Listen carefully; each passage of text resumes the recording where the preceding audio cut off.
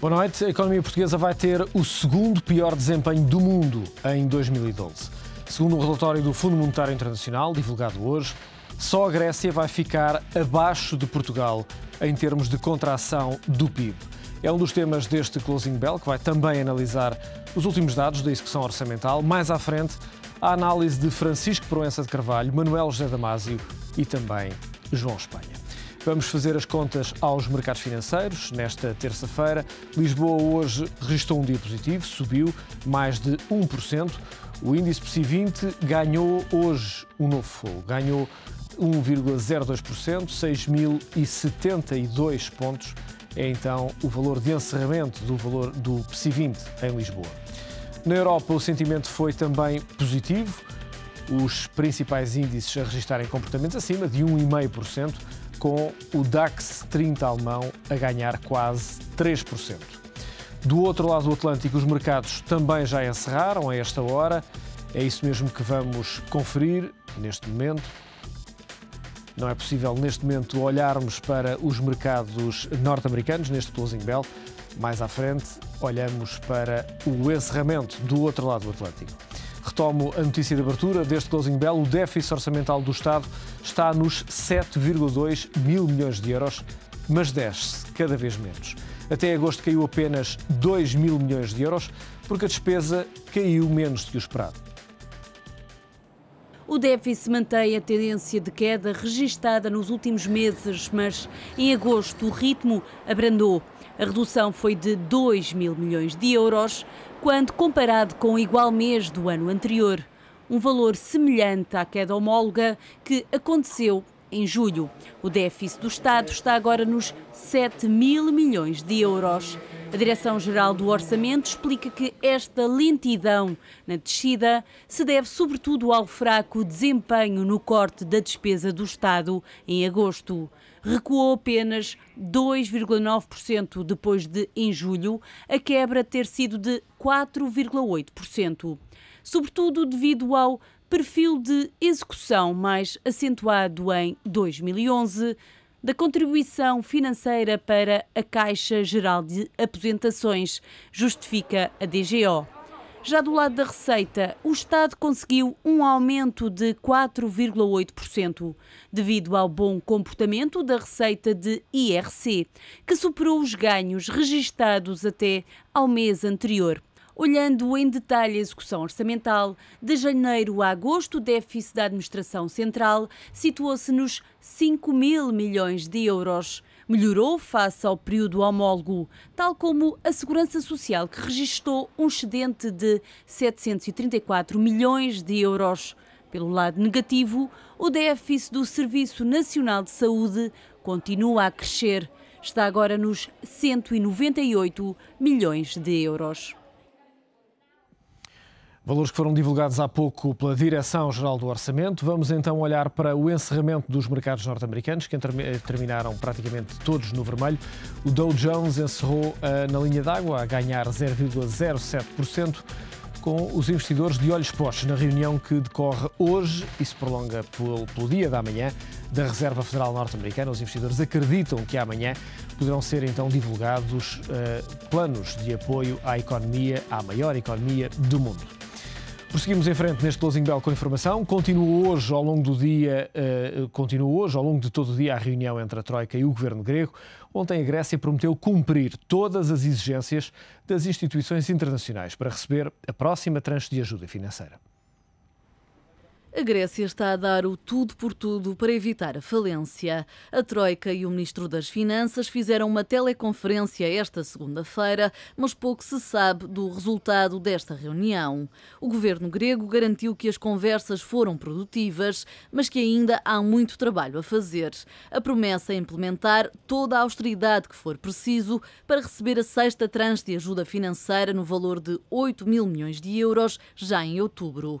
O governo grego tinha previsto um imposto predial e um novo calendário de privatizações que permitisse encaixar 50 mil milhões de euros até 2015. Mas o representante do FMI na Grécia deixou o alerta. As privatizações estão atrasadas porque os políticos não conseguem chegar a acordo e, se esperarem demais, o país entra em cumprimento.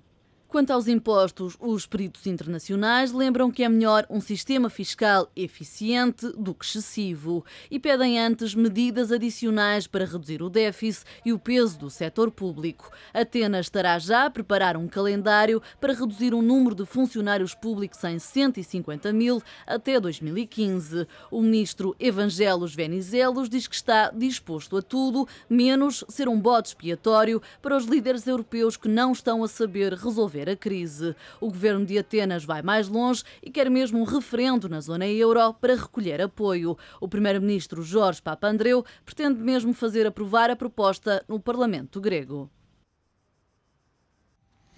A economia portuguesa vai registrar o segundo pior desempenho do mundo em 2012. As previsões são do Fundo Monetário Internacional, que revelam que apenas a economia grega vai cair mais que a portuguesa. Portugal e Grécia vão ser os únicos países da Europa em recessão em 2012.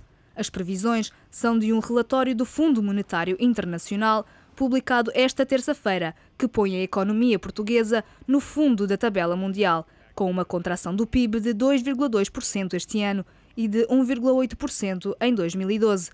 Os restantes indicadores da economia portuguesa apontam ainda para um abrandamento da inflação em 2012 de 3,4% para 2,1 pontos percentuais, enquanto os números do desemprego devem subir de 12,2% este ano para os 13,4% no ano seguinte. As previsões do FMI são equivalentes às estimativas feitas pela Troika no Programa de Ajustamento à Economia Portuguesa e, tal como os técnicos internacionais, prevêem para 2013 o regresso de Portugal ao caminho do crescimento. Abaixo de Portugal, só mesmo a Grécia. A economia grega deve confirmar as previsões do FMI e registrar uma queda de 5% do PIB já este ano e de mais 2 pontos em 2012. As previsões do FMI para a economia mundial não são mais animadoras.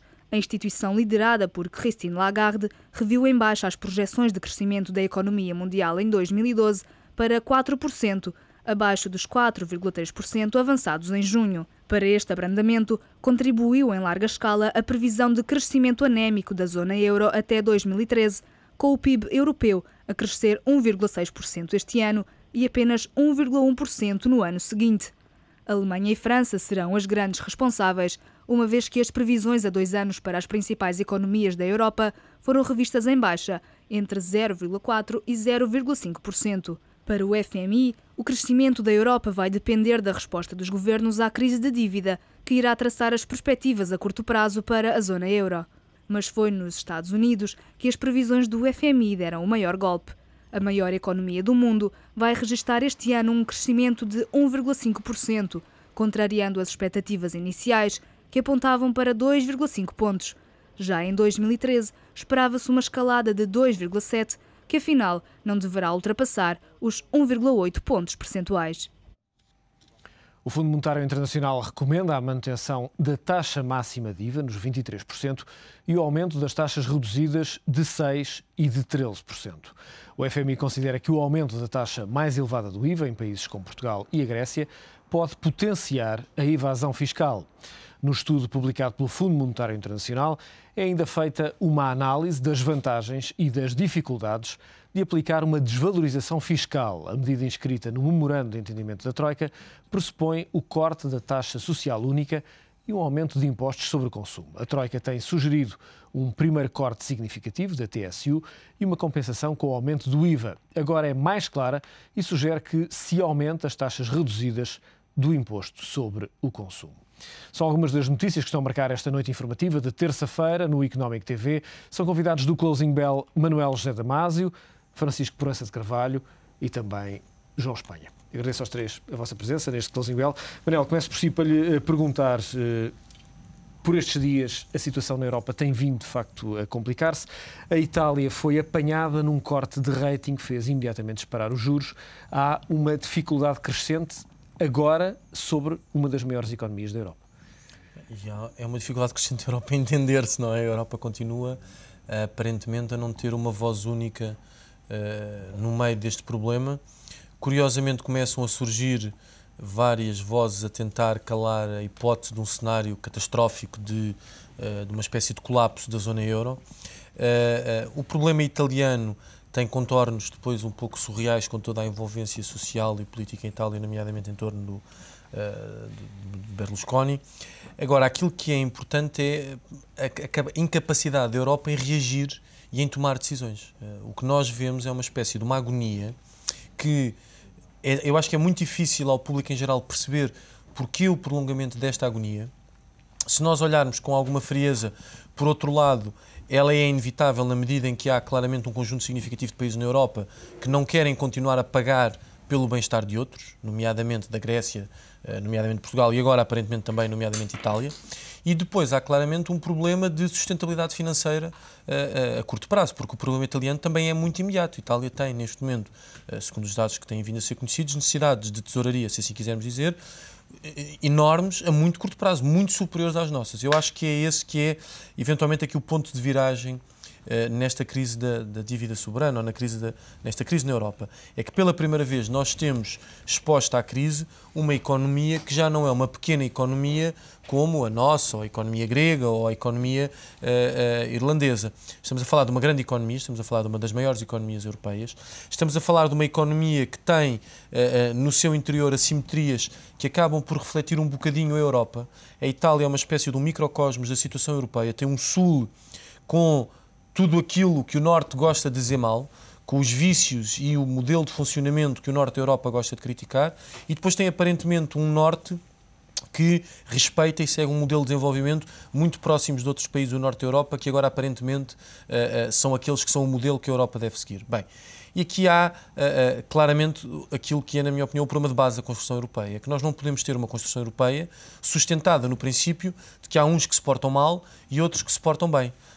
Foi muito curioso nós vermos como as reações a este problema agora da Madeira em Portugal, independentemente depois das circunstâncias efetivas e das responsabilidades daquilo que se passou na Madeira, nós temos já neste momento um discurso incutido, e basta ver os títulos na comunicação social ao longo dos últimos dias, de penalização e de que há pessoas a portar-se mal. E esse é um discurso que ouvimos os países do Norte ter relativamente aos países do Sul. E é um discurso muito fácil, porque é um discurso de alguém que assume que aquilo que está a fazer muito bem, mas não pode estar a fazer muito bem. São os resultados das eleições. Mas fácil, tem aderência à realidade?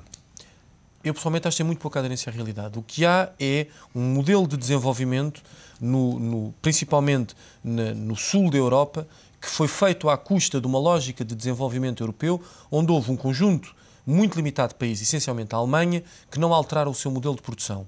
E houve um outro conjunto de países, eventualmente iludidos, que desinvestiram brutalmente na capacidade de produção do setor primário e secundário, é o nosso caso, é o caso da Grécia, e se convenceram que este modelo de construção europeia ia ser bom para todos. E não continuaram a olhar para si próprio. Porque aquilo que se passa com a Alemanha, que é aparentemente o grande defensor da construção europeia, é em si mesmo antitético da construção de uma Europa. Porque o que a Alemanha nos está a dizer é: eu continuei a ter um modelo de desenvolvimento sólido e protegi-me, e os senhores, os tais que se portaram mal, é que abandonaram toda essa lógica de produção industrial, quando nós sabemos que não é verdade. Parte substancial das empresas que, por exemplo, deslocalizaram de Portugal, deslocalizaram para países na esfera próxima de influência clássica germânica, se assim quisermos dizer, nomeadamente aquela esfera de países que agora estão a crescer muito próximo ao que já nos ultrapassaram, como por exemplo a Eslováquia, e que são, na prática, satélites da economia alemã e que suportam o desenvolvimento da indústria alemã. Portanto, nós não podemos aqui também, de repente, cair num discurso que me parece péssimo em todos os sentidos, onde nós somos uma espécie de miseráveis que não estudámos bem a lição, não é? Porque agora ainda por cima há aquela conversa um pouco ridícula dos bons e dos maus alunos, não é? Não estudámos bem a nossa lição e fizemos uma sequência de erros. É óbvio que fizemos erros, mas também há um conjunto de circunstâncias à nossa volta muito complexas que nos empurraram, entre aspas, para onde nós estamos. Eu acho que aquilo que é agora importante é a Europa, no seu todo, perceber que não pode continuar a trabalhar nesta desunião entre os bons e os maus. Ou se assim é, então que seja, como hoje se disse na Grécia, que se faça um referendo às populações. Faça-se um referendo às populações e depois a seguir seja um bocado do que Deus quiser, não é? Porque se os gregos tiverem a dracma outra vez, não é? Ou se nós tivermos o escudo, isto provavelmente vai ser um pouco complicado. Agora, não quiser, podemos continuar... Não, pois... Francisco Proença de Carvalho, olhamos para esta questão. Há aqui um ponto que o Manuel estava a levantar e que tem vindo a ser discutido, embora não com a profundidade desejada por estes dias, que tem que ver exatamente com o facto de alguns países, nomeadamente Portugal, após a entrada na União Europeia, terem vivido e terem acomodado um novo estilo de vida muito derivado da queda dos juros